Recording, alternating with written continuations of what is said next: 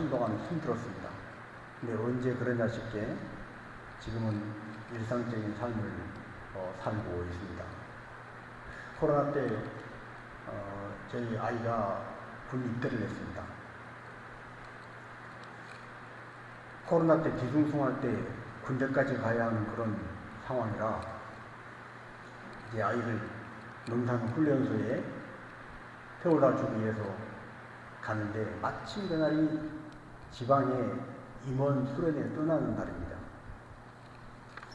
임원들에게 나는 일이 있어 조금 늦게 갈 테니까 먼저 가 있으라 하고 훈련소를 가서 아들 내려주고 오는데 그 차에서 아들이 가는 동안에 그러더라고요. 엄마 아빠 절대 울지 마세요. 나 잘하고 올 테니까. 우리가 자신 있게 얘기했으니까 안 울어 이놈아 누가 울어. 그리고 훈련소에 내리고 머리를 아주 작게 깎은 청년들이 하나 둘 모여들어서 연명장에 가득 차서 한 줄로 길게 줄을 서서 들어가는데 뒤에서 한참을 보고 있는데 한 번도 뒤를 돌아보지 않고 매장하게 가는 아들, 한 바퀴 이렇게 돌고 함에 뒤돌아보겠지 계속 뒤에서 사진을 찍고 있는데 한 번도 뒤돌아보지 않더라고요. 이야 좀 대단하다. 그래 우리도 안 온다 이놈아. 차로 돌아왔습니다. 차에 돌아오니까 편지가 하나 있어요. 편지에 사랑하는 우리 엄마 아빠, 그냥 엄마 아빠라 그러지 왜 또 사랑하는을 붙이고 그게 또 우리 엄마 아빠라 그래가지고 그때부터 이제 약간 좀 이상한 거예요. 편지를 꺼내서 읽으려고 아내가 읽으려고 그러길래 이거 줘봐. 당신은 우느라고 못 읽어. 내가 읽을게. 자신있게 편지를 펼치고 제가 읽어가기 시작합니다. 이러니 저러니 뭐 걱정하지 마시라. 잘 갔다 올 테니까. 그리고 중간쯤 와가지고 갑자기 저는 전혀 그러려고 생각을 못했습니다. 제 목소리가 잘 안 나오고 이게 뭐 하는 거지 지금? 울고 있는 거예요. 얼마나 창피하고 그 차에 제하고 아내하고 둘밖에 없지만 그러면서 뒷부분에 갔는데 엄마 아빠 잘 갔다 올 테니까 볼 테니까 걱정하지 마시고 얼마 안 되지만 돈 좀 더 나왔으니까 이 돈으로 가서 맛있는 거 사 드시고 은혜로운 수련회 잘 마치고 오시라고. 그런데 그걸 믿지도 못하고 제 아내가 아이고 안다니 줘봐요. 뺏어가지고 있더니 자기는 뺏자마자 울기 시작하는 거예요. 야. 그런데 시간이 지나고 보니까요. 그때 그 코로나 때 우리는 정말 많은 생각으로 군에 간 아들을 한 번도 뒤돌아보지 않은 아들을 그걸 보내고 차 안에서 둘이 참 지금 생각하면 우스꽝스럽죠. 서로 내가 자신 있게 안 울고 입을 수 있다고 서로 하면서 둘이 서로 울었습니다. 생각해보니 그런데 코로나 때 가장 안전하게 국가에서 지켜주고 보호해주고 때가 되면 마스크 가장 먼저 주고 가장 잘 관리해 준 곳이 군대더라고요. 그리고 무사히 코로나 그 시기를 잘 마치고 그리고 제대해서 지금도 여기에 와 있습니다. 여러분 우리는 인생을 살면서 내 생각이 앞서가고 내 감정, 내 느낌, 내 경험으로 많은 것들을 주워 담아서 내 인생을 뭔가 좀 안전하게 뭔가 좀 믿을 수 있게 뭔가 좀 듬직하게 만들어 가려고 얼마나 애를 쓰는지 모릅니다. 그러나 우리의 수고와 그 노력들 그것들이 지나고 보면 참 별거 아니었구나. 하나님께서 더 큰 줄로 나를 보호해 주시지 않았다면 내가 길을 쓰고 뛰어다니는 그 발걸음이 아무런 소용이 없는 거였구나 깨닫게 되는 것입니다. 한 집의 가정에 작은 아들이 먼 길을 떠나야 하는 그런 형편이 되었습니다. 이 아들은 자기가 원해서 가는 것도 아니고 무슨 꿈을 가지고 비전을 가지고 떠나는 길도 아니고 마지못해서 어쩔 수 없이 길을 떠나야 했습니다. 길을 떠나기 전에 아버지가 그 아들에게 축복 기도를 합니다. 이 아들은 생각해 봤어요. 한때 자기는 태어나면서부터 어릴 때부터 항상 좀 불만이 있었어요. 왜 같은 집안에 태어났는데 그것도 쌍둥이로 태어났는데 조금 뒤에 태어났다고 너는 네 형 장자권 가진 네 형의 말을 들어야 된다. 내 사이에 그렇게 말들을 하는가 못마땅했습니다. 그래서 툴툴거렸습니다. 틈만 나면 어머니가 주방에 가서 집안 일을 할 때 옆에 앉아가지고 어머니 형하고 나하고 뭐가 달라요? 그래서 1년 2년 차이가 나는 것도 아니고 같은 날 같이 태어났는데 왜 나는 이런 대접을 받고 살아야 돼요? 나는 장자권 그거 내가 갖고 싶어요. 그러면서 뭐에 기가 어머니 못에 기가 막히도록 그렇게 말을 하고 자랐던 그가 어느 날 자기 어머니가 자기를 부르는 거예요. 애야 너 장자권 그렇게 갖고 싶다고 그랬지. 기회가 왔다. 아니 어쩌면 이게 마지막 기회일 수 있다. 뭔데요? 네가 네 형인 것처럼 속이고 아버지 앞에 들어가서 아버지가 지금 앞이 안 보이고 나이가 많아서 앞이 잘 안 보이고 이제 하나님이 부르실 날이 얼마 안 남았다고 생각하고 마지막 축복 기도를 막 쏟아부을 텐데 그 기도만 받으면 장자권은 너에게 온다. 이거 얼마나 절호의 찬스예요. 얼마나 좋은 기회예요. 그걸 어떻게 했으면 좋겠는데요. 네가 형님 척하고 아버지 앞에 들어가서 고개를 들이밀고 그 축복 기도를 받아라. 아들이 생각해 봅니다. 어머니 큰일 날 소리 하지 마세요. 그러다가 축복은 그냥 저주받아서 내일은 끝납니다. 하나님의 이름으로 믿음을 가지고 기도하는 것은 축복이건 저주건 그대로 되는 것을 내가 믿는데 축복 기도로 받으러 갔다가 오라 이놈 봐라 나를 속여. 그리고 아버지가 분노해서 형에게 줄 축복권을 받으려고 속임수를 쓰고 들어간 나를 오히려 저주하면 네 어떻게 해요? 어머니가 말합니다. 걱정하지 마라 아들아. 모든 책임은 내가 진다. 내가 책임질 테니까 너는 나만 믿고 들어가라. 그리고 염소털로 이렇게 붙여서 형이 털이 많기 때문에 털이 많은 형인 것처럼 꾸미고 그리고 집에서 고기를 잡아서 고기를 맛있게 요리해서 가지고 들어갑니다. 아버지 사냥을 해서 고기를 잡아왔습니다. 아버지 좋아하시는 고기를 잡아왔습니다. 아버지가 묻습니다. 아니 어떻게 이렇게 오늘 사냥을 빨리 끝냈냐? 오늘 하나님께서 특별히 은혜를 주신 모양입니다.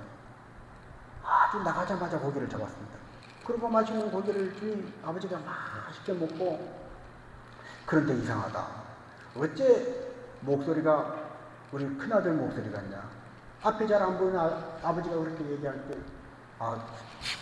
감기가 좀 걸렸는지 목이 상태가 안 좋아 오늘 그렇습니다. 그리고 그래 가까이 와봐라. 만져보니 털이 보송보송하고 큰아들이 틀림없어요. 입은 옷을 냄새를 맡아보니 채취도 큰아들 냄새예요. 그래. 그리고 마음껏 축복을 해줬습니다.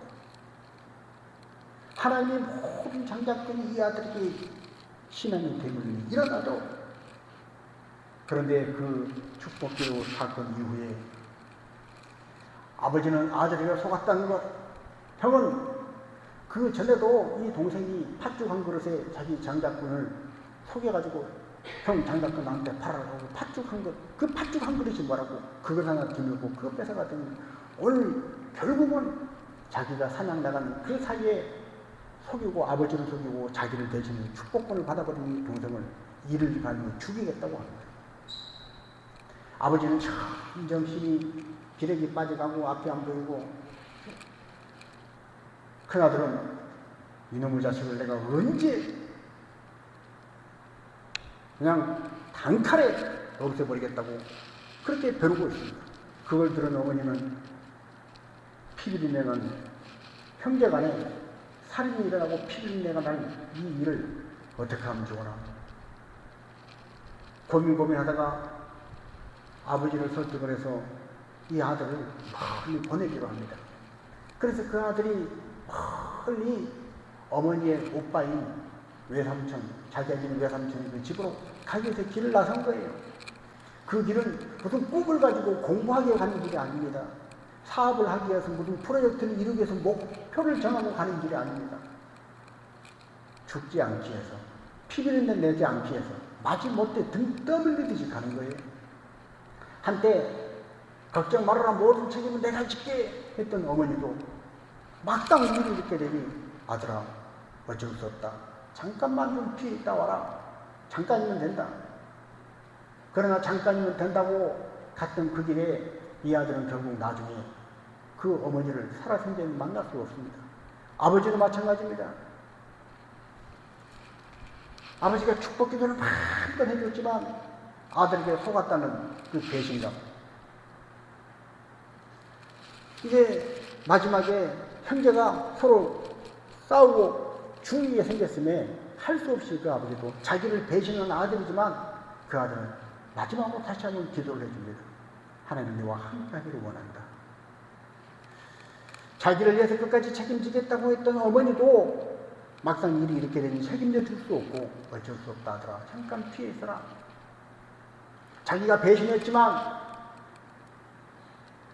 하나님과 사람들 앞에서 체면이 말이 아니고 구겨진 아버지지만 그래도 마지못해 등 때문에 가는 자기를 위해서 마지막 그래도 기도를 다시 한번 기도해준 아버지, 그 아버지를 뒤로하고 길을 나서는 것입니다.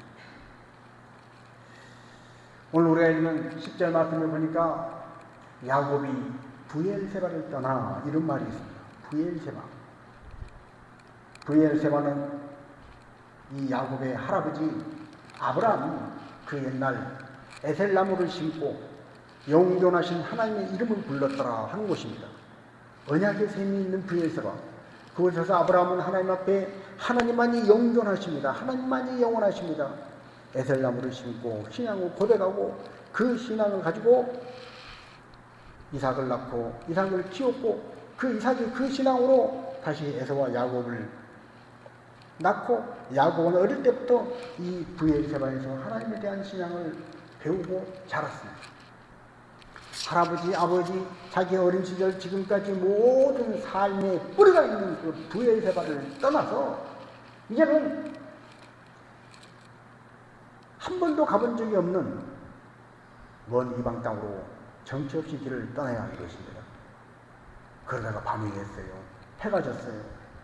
여러분, 내가 알지 못한 한 번도 가보지 못한 곳으로 가는데 좋은 일로 가는 것도 아니고 무슨 꿈과 목표를 위해 가는 것도 아니고 내가 피치 못해서 피해 도망가야 하는 것 때문에 도망가야 하는 피신의 길로 가는 그 길에 몸도 마음도 지치고 피곤한데 해까지 졌어요.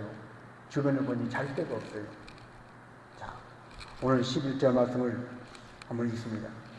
한 곳에 이르던 해가 진지라 거기서 유숙하려고 그곳에 한 돌을 가져다가 베개로 삼고 거기 누워 자더니 한 곳에 이르러 이때까지만 해도 야곱은 이곳이 어딘지를 모릅니다. 한 장소에 이르렀어요. 해는 졌어요. 어두워요. 오늘날처럼 차를 타고 가다가 호텔, 모텔 잡을 수 없기 때문에 불편하지만 차에서 좀 자야 되겠다. 이것도 아니에요. 차에서만 잘 수 있어도 얼마나 감사하겠어요. 비바람을 막아주니. 그러나 그마저도 되지 않으면 유숙하려고 더 기가 막힌 건 베개 하나 없어서 돌을 가져다가 베개를 삼고 잠을 자야 하는 거예요. 몸도 마음도 불편하고 정말로 착잡하고 막연하고 두렵고 내키지 않는 그 길에 피곤한데 날은 어두운데 베고 잘 베개 하나 없어서 돌을 가져다가 베개를 하고 잠을 자야 하는 이 야곱의 심정. 여러분, 우리가 인생을 살 때 혹시 이와 같은 심정을 느껴본 적이 있습니까? 어디에도 어떻게 해야 될지 방법도 없고 길도 없고 막연하고 그런데 엎친 데 덮친 격으로 그러지 않아도 정말 죽겠다 하는데 더 일이 엎친 데 덮친 격으로 설상가상으로 더 꼬이고 숨을 쉴 수 없는 그런 지경. 그런데 그때 정말 추워서 오돌오돌 떨고 있을 때 촛불 하나 탁 와도 그 촛불의 밝기, 촛불의 그 작은 열기 하나가 마음의 위로가 되는 것처럼 이런 야곱에게, 그렇게 잠을 자고 있는 야곱에게 꿈에서 놀라운 일이 생겼습니다. 12절입니다. 꿈에 본즉 사닥다리가 땅 위에 서 있는데 그 꼭대기가 하늘에 닿았고, 또 본즉 하나님의 사자들이 그 위에서 오르락 내리락 하고, 사닥다리가 있는데 어디에 있다고요? 땅에 서 있었다. 문제 많은 땅, 마음대로 되지 않는 땅, 나를 힘들게 하고 나를 고통스럽게 하고 어디로 가야 할지 알 수 없고 답답하고 막이라는 그곳에 거기에 서 있는 그 사다리가, 내 문제의 뿌리를 받고 있는 그 사다리가 어디로 향했다고요? 꼭대기가 하늘에 닿았다는 거예요. 하늘에. 어디에도 도움 청할 사람이 없습니다. 물어볼 사람이 없습니다. 동행자도 없습니다. 그런데 그 막막한 이 절망적인 내 발 딛고 있는 그 땅에 서 있는 그 사닥다리가 그 꼭대기를 하늘에 닿았다는 거예요. 우와! 하늘로부터 쏟아지는 그 소망의 빛을 한번 생각해 보십시오. 그런데 그 사닥다리가 그냥 하늘에 연결만 되어 있어도 우와! 이제 뚫렸구나 할 텐데, 하나님의 사자들이 오르락 내리락 그 위에서, 그 사닥다리에서 오르락 내리락 하더라는 거예요. 나의 모든 신세 한탄을, 나의 절망스러운 두려움, 근심, 염려들, 문제들, 형편을 하나님이 다 빨아올리시고 들어주시고 받아주시고, 그리고 하나님이 주신 위로와 하나님이 어떻게 하면 좋을지 힘과 능력이 이로써 내려오는 이 놀라운 체험을 했다는 거예요. 여러분, 인생을 살아갈 때 사방이 막혀도 하늘이 뚫려 있는 걸 알고 하늘을 올려다볼 수 있는 사람은 다시 시작할 수 있는 힘을 얻게 될 줄로 믿습니다. 그렇게 하나님의 사자들이 오르락내리락 하는 그 사닥다리에 야곱이 캄캄한 절망 가운데서 그 사닥다리를 보면서 하늘의 빛을 바라보고, 환한 빛을 바라보고 있는데 하늘부터 음성이 들렸어요. 하나님께서 말씀하십니다. 네 자손과 오늘 네가 있는 이 땅, 내가 너를 복주고 복줘서 내가 너를 보호하고 지켜서 다 너를 인도할 거야. 그리고 약속을 주십니다. 네가 네 아버지 집으로 다시 무사히 돌아올 거다. 너는 모르지만 나는 너에게 다 계획이 있고 뜻이 있단다. 너는 네 깨로 실수하고 네 자충수로 넘어지고 깨졌지만 그것까지도 나는 다 알고 있었다. 네가 그럴 줄 난 다 알았다. 걱정하지 말아라. 네가 그렇게 하나님의 장작을 사모하고 하나님께 관심을 갖고 열심으로 살았던 그것 내가 다 안다. 그리고 하시는 말씀, 자 15절입니다. 내가 너와 함께 있어 네가 어디로 가든지 너를 지키며 너를 이끌어 이 땅으로 돌아오게 할지라. 내가 네게 허락한 것을 다 이루기까지 너를 떠나지 아니하리라 하신지라. 아멘. 오늘 여러분, 하나님께서 내가 너와 함께 있을 거야, 네가 어디로 가든지 너를 지킬 거야, 이 음성이 들려지기를 주님 이름으로 축복합니다. 나를 위해서 다 책임지겠다고 큰 소리 쳤던 어머니도 형편이 바뀌니까 어쩔 수 없는 거예요. 안 되겠다, 도망가라. 오히려 나를 차별하고 형만 장자라고 축복하고 형만 좋아했던 아버지, 그래서 내가 그 아버지를 속여서 축복 기도를 받았지만, 그래서 그 분노로 아버지를 감히 속여, 그리고 분노로 나를 어떻게 해야 할 줄 알았던 그 아버지가 오히려 마지막이 되니까, 그래도 자식이라고 떠나올 때 그래도 하나님이 지켜주시라고 기도해 주셨다. 책임져 주신다고 하는 어머니도, 그러나 마지막에는 다시 배신당한 그 아픔에도 불구하고 자식을 위해 기도해 주는 아버지도 끝까지 나를 지켜줄 수 없다. 오직 나를 끝까지 지켜줄 수 있는 분은 하나님이시다. 나를 만드시고 지으신 하나님만이 나를 보호해 주실 수 있다. 그런데 그 하나님 여기에 덧입혀서 내가 너 도와줄게. 내가 너와 함께 있을 거야. 이 막연한 약속, 이 약속에 덧붙여서 더 구체적으로 야고보에게 하셨던 말씀이 오늘 저와 여러분에게 들려지기를 축복합니다. 하나님 뭐라고 말씀하셨나요? 내가 네게 허락한 것을 다 이루기까지 너를 떠나지 아니하리라. 하나님이 계획을 갖고 계신다는 거예요.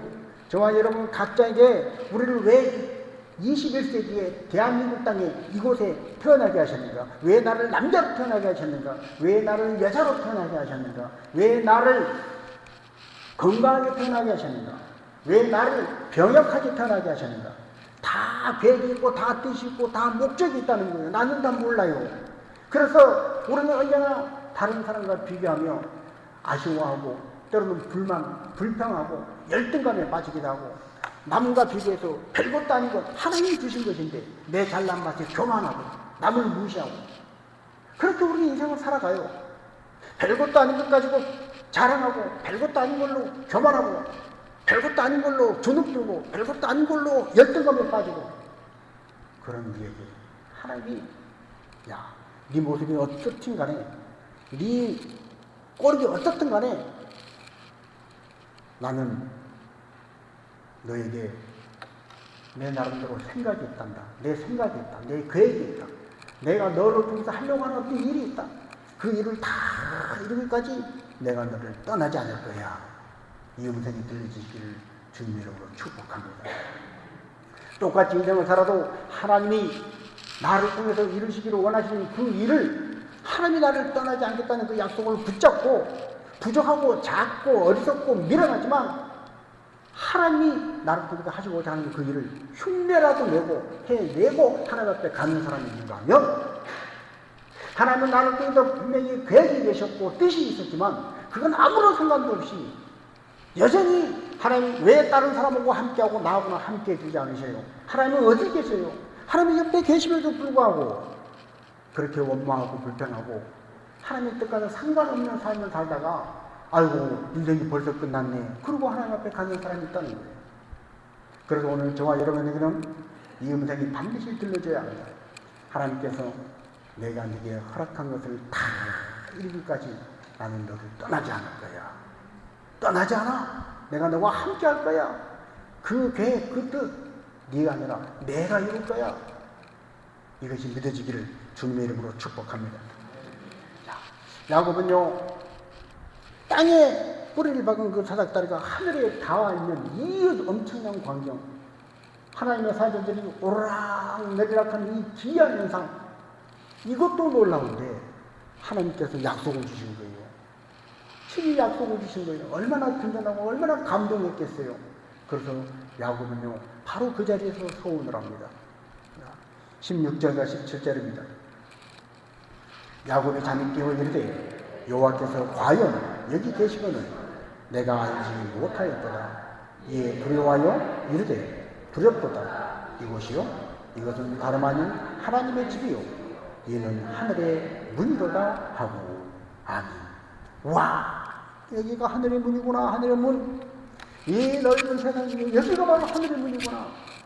정말로 거기만 하늘의 문일까요? 거기를 통해서만 하늘이 열릴까요? 야곱은 그럼에도 불구하고 여기가 하늘의 문이구나 고백을 합니다. 우리는 안 그럴까요? 우리도 마찬가지입니다. 똑같습니다. 우리가요 어느 날 인생을 살다가 정말 생각지도 못한 놀라운 어떤 기적을 경험할 때 우와 이것이 내 인생의 사실인가 보다. 그걸 붙잡는 야곱과 같은 이런 행동 똑같이 한다는 거예요. 여러분 지금도 얼마나 많은 사람들이 특별한 장소 또는 특별한 어떤 물건을 애지중지한지 모릅니다. 세계 곳곳을 여행하는 사람들이 비디오를 찍어서 보여준 걸 보면 가는 곳마다 사람들이 꼭 가서 만지고 가서 뭐 그 물을 꼭 마셔야 된다고 해서 그 물을 마시고 거기 앉아야 된다고 해서 앉고 그런 장소가 꼭 있습니다. 미국도 있더라고요. 미국도 월스트리트 황소 그 큰 황소 뒤에 얼마나 사람들이 만졌나 뒤에가 반짝반짝 황소 뒤에 어디가 반짝반짝한지는 사진을 보십시오. 하도 반짝반짝. 거기에 맞으면 돈 번다고. 어디 가면 원숭이 코를 얼마나 맞았는데 코가 맨들맨들하고요. 어떤 발톱을 만지고, 어디 가면 여기도 꼭 앉아서 사진을 찍어야 된다고 해서 줄을 서서 사진을 찍고. 야구만 그런 것이 아니고 우리 모든 인생들이 다 그와 같이 살아간다는 거예요. 하늘의 문이로다. 얼마나 중요한 장소인가. 우리는 그래서 참으로 많은 것들을 우상시합니다. 어떤 사람이 이걸로 해서 돈을 벌었다더라, 대박이 났다더라, 그러면요 똑같이 그걸 따라합니다. 이걸로 그 끔찍한 병이 고침을 받았더라, 그러면 똑같은 그걸 먹으려고 똑같은 그걸 하려고 사람들이 따라하는 거예요. 이걸 해서 공부를 잘해서 뭐 합격했다 그러면 그것 똑같이 따라하느라고 그 학원 가서 공부해야 될 것 같고 그 선생님한테 공부해야 합격할 것 같고, 그래서 돈이 아깝지 않고 시간이 아깝지 않다고 사람들이 몰려드는 거예요. 여러분, 그러나 우상은 영원한 것이 아닙니다. 우상은 결코 영원할 수 없습니다.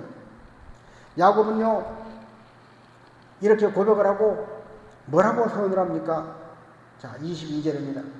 내가 기둥으로 세운 이 돌이 하나님의 집이 될 것이고 하나님께서 내게 주신 모든 것에서 10분의 1을 내가 반드시 하나님께 드리겠나이다 하였더라. 아멘. 야곱은요 잠에 깨서 자기가 돌 베개 삼아 잤던 그 돌을 기둥으로 세우고 기름을 붓고 이것이 하나님의 집이 될 것입니다. 하나님께서 약속하신 그것이 이루어져서 내가 다시 아버지 집으로 무사히 돌아올 때 나는 여기다가 하나님의 집을 지을 거예요. 성전 지을 거예요. 이 말이에요. 하나님 앞에 예배하겠다는 거예요. 그리고 하나님께 주신 모든 것을 내가 10분의 1을 11조를 반드시 하나님께 드리겠나이다. 야곱은 정말로 이 약속을 지켰습니까? 이후에 약속을 지켰어요? 못 지켰어요. 우상은 영원한 게 아니에요. 사람들이 이걸 잡아야 행운이라고 그래서 그거 길을 쓰고 가서 그걸 잡았다고 그래서 야 이제 됐다. 아니요. 그거 잡았다고 되는 게 아니에요. 공부 잘한 사람이 앉았던 그 방석 가졌다가 내가 앉았다고 내 공부가 저절로 잘 되는 게 아니라고요. 돈 많이 버는 사람 갖고 냈던 지갑을 내가 받았다고 그래도 그 지갑만 갖고 있다고 돈 많이 벌리는 게 아니라는 거예요.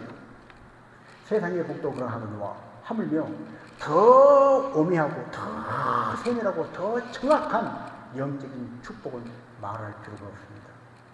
여러분, 눈에 보이는 우상은 영원한 것이 아닙니다. 결국 야곱은 이후에 하나님은 정말로 야곱에게 하신 약속들을 다 지켜주셨어요. 하나님이 그를 보호해주셨어요. 빈손으로 갔던 그를 큰 거부가 되게 해주셨어요. 복을 받았어요. 물론 야곱은 그동안에 여전히 깨지지 않은 자기 생각 때문에 넘어지고 깨지고 고집 부르다가 코 깨지고 발 부러지고 다리 부러지고 연단을 많이 겪었지만 어쨌든 간에 하여튼 기어코 하나님이 주시기로 한 복은 다 받기는 받았어요.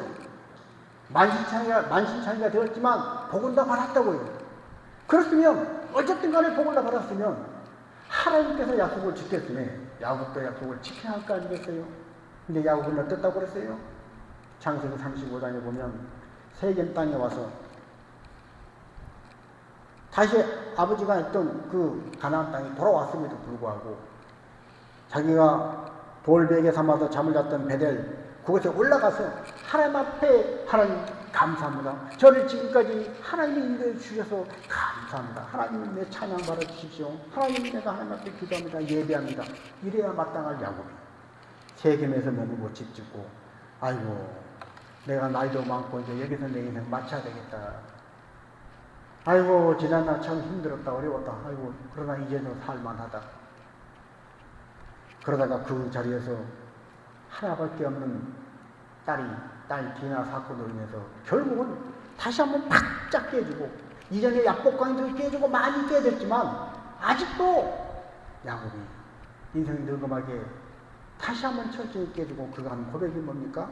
일어나 베델로 올라가자. 그것이 바로 창세기 35장에 나오는 이야기입니다. 야곱은 결국 못 지켰다는 거예요. 자기 약속을 못 지켰다는 거예요. 하나님은 복을 다 주셨지만 야곱은 새까맣게 잊어버리고 딸 디나 사건을 통해서야 뒤늦게 일어나 우리가 베델로 올라가자. 내가 거기서 나의 환난 날에 나를 지키신 하나님 앞에 내가 예배하려 하노라. 제사하려 하노라. 그래서 베델로 올라갔다는 거예요. 여러분, 그렇습니다. 눈에 보이는 우상은 결코 영원할 수 없습니다. 눈에 보이는 형상, 눈에 보이는 어떤 기적, 사건, 징조들은 영원할 수 없어요.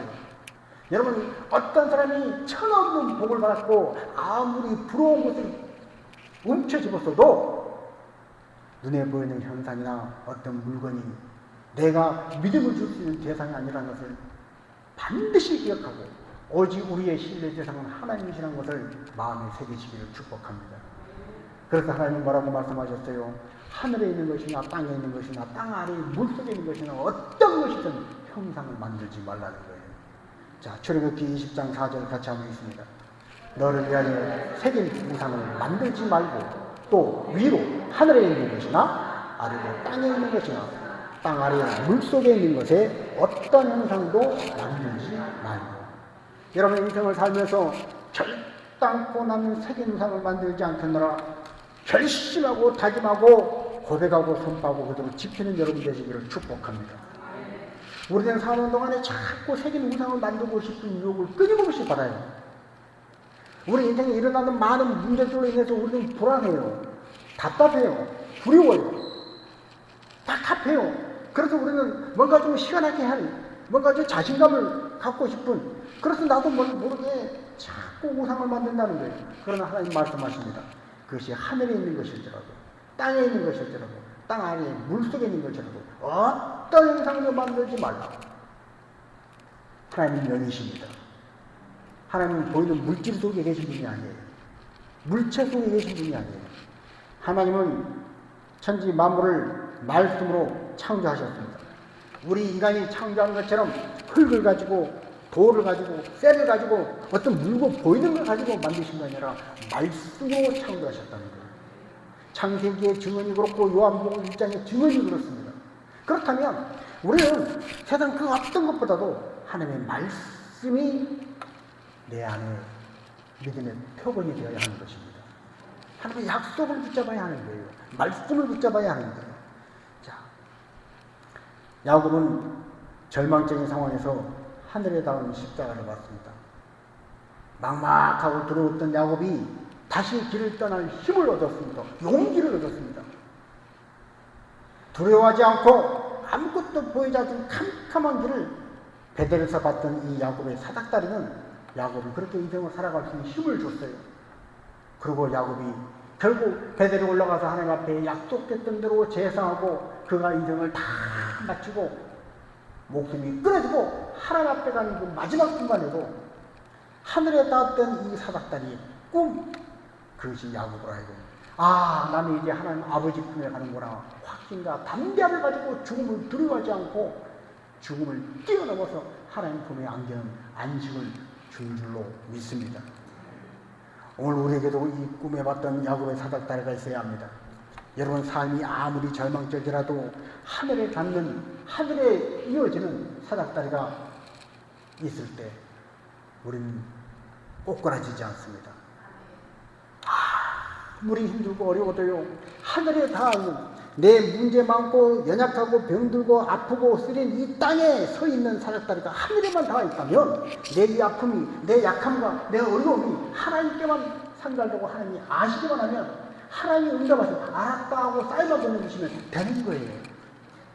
이 사닥다리가, 하늘 사닥다리가 이게 우리 다음 세대들에게 영적인 생명의 사닥다리로 나아져야 할 줄로 믿습니다. 오늘 우리가 이 땅에 삶을 살다가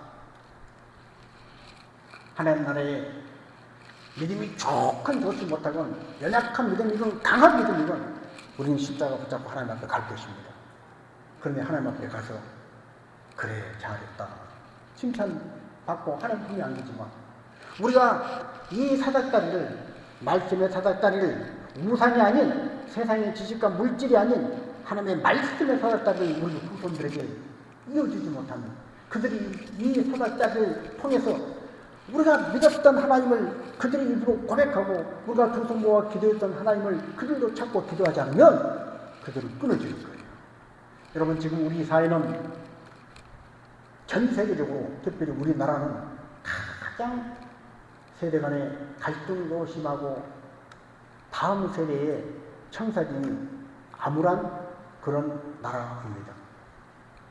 지금 현재 잠깐은 K-팝, K-문화, K-방상 여러 가지가 어디서 왔냐? Where are you from? I come from South Korea. 코리아. 이런 잠깐의 우리가 이 시대에 살고 있지만 이거 영원하지 않습니다. 우리는 정신 바짝 차려야 할 줄로 믿습니다. 이젠 6.25 후에 50년, 60년대 그 힘들고 어려울 때 독일에 광부로 가고요. 간호사로 가서 외국인들은 들여다보려고 하지 않는 그곳에 우리 한국의 간호사들이 가서 가녀린 몸을 가지고 그 등치 큰 독일 사람들을 똥오줌 다 받아내면서 그 어려운 일 해내면서 외화를 벌어서 그래서 잘 살아보세요, 잘 살아보세요 새마을 운동을 하고 우리나라가 이만큼 살게 되었는데 지금 잠깐 들은 이 잠깐의 풍요로움을 지금 현 세대는요 이것이 어떤 단계를 거쳐왔는지 잘 몰라요. 그래서 요즘은요 집이 없어 결혼을 못한다 그래요. 옛날 뭐 멀리 갈 것도 없고 저도 집이 있어서 결혼한 게 아니었습니다. 제 때만 해도 그냥 단칸방도 좋아요. 살아가는 사람이 있으면 일단 결혼했다고요. 요즘은 여건이 다 돼야 결혼하지 여건이 안 되면 결혼하지 못한다고요. 심각한 위기입니다. 이것이 우리가 정신 바짝 차려야 할 위기 상황이라는 거예요. 우리나라가 지금 반짝 이러지만요. 지금 연금 문제 지금 벌써 나오잖아요. 국민연금을 포함해서 앞으로 향후 30년, 20년 뒤에 고갈될 위기가 온다고. 그리고 세대 간의 갈등이 얼마나 심한지 연금 복지뿐 아니라 여러 가지 젊은 세대가 절망하고 있습니다. 그런다고 그걸 옛날 베이비 부모 시대에는 한 집에 막 9명, 10명까지 자녀를 낳아가지고 일손이 먹을 게 없어 그렇지 일손은 남아돌았어요. 지금 취직이 안 돼가지고 취직이 어렵다고 하지만 앞으로 5년, 10년 뒤에는요 일자리가 남아도는데 일할 사람이 없어서 그럴 때가 또 올 것입니다. 애를 너무 많이 낳는다고 걱정했던 그때가 있는데 지금 애를 안 낳아서 난리인 것처럼 일자리가 지금 없어서 난리인데 그때는요 일자리가 남아도는데 일할 사람이 없어서 외국에서 외국 이민자들을 받아들여야 간신히 나라가 지탱돼 그런 때가 온다는 거예요. 여러분 이런 때는 우리는 경제적으로 복지 어떤 거 정책적으로 이런 쪽으로만 생각하고 야 이거 위기다 큰일 났다 세대 간의 갈등이 쌍둥이도 세대 차이가 난다더니 정말로 말이 안 통하는구나 세대 차이 큰일 났다 이런 차원에서 위기의식이 아니라 야곱이 절망 가운데 하늘에 닿았던 사닥다리로 소망을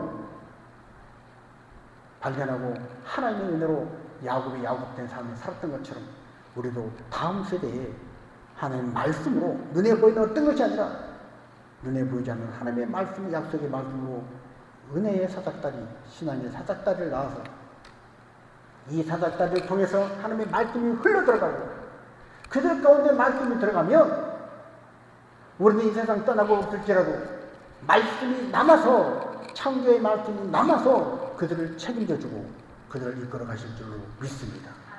그래서 우리는 말씀을 끊임없이 읽어야 하는 것입니다. 집에서도요 자녀들 다음 세대에 있는 그 자리에도 소리나게 성경을 읽으십시오. 하나님 말씀을 읽으십시오. 하나님 말씀은 그 말씀 자체가 능력입니다. 지나가면서 들었던 말씀이 언젠가 모르게 그 마음속에서 살아서 역사하고 일어날 때 그가 주저앉았던 자리에서 말씀을 붙잡고 일어날 거예요. 말씀을 심어줘야 됩니다. 세상의 지식이나 정보가 아니라 말씀을 심어줘야 살 길이 열리는 것입니다. 이제 우리는 기도해야 할 것입니다.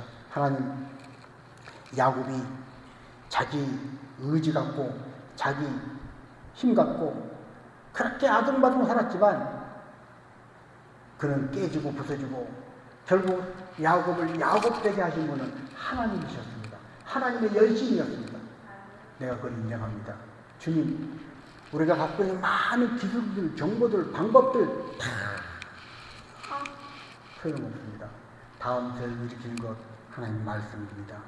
주님, 이 말씀 어떻게 하는지 말씀을 심어주려고 내가 기도하고 하나님 말씀이 저 마음에 들어가게 해주세요. 말씀이 제 생각 속에 들어가서 생각을 주장하게 해주세요. 말씀의 생명을 붙잡을 때 절망의 땅에서 하늘의 소망 가운데 닿았던 야곱의 사닥다리처럼 오늘 우리 인생 가운데 다음 세대에 영적 생명력과 기운을 일으키는 생명의 사닥다리가 나와질 줄로 믿습니다.